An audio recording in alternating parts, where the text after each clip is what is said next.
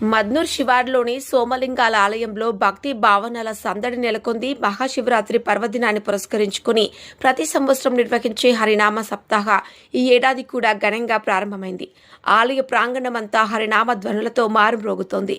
ఆలయ కమిటీ ముఖ్య నాయకులు కాకాని, మేతాని, పారిక్ శర్మ, వ్యాస్, తోసిన్వార్ కుటుంబ సభ్యులతో పాటు శ్రీనివాస్, ఉస్కల్వార్, సంతోష్, ఉత్తర్వార్, దత్తు, రంతిన్వార్ తదితరులు ముందుండి కార్యక్రమాన్ని విజయవంతంగా నిర్వహిస్తున్నారు. ప్రతిరోజు ఉదయం నుంచి సాయంత్రం వరకు భజన సంకీర్తనలతో భక్తులు ఆధ్యాత్మిక తృప్తి పొందుతున్నారు.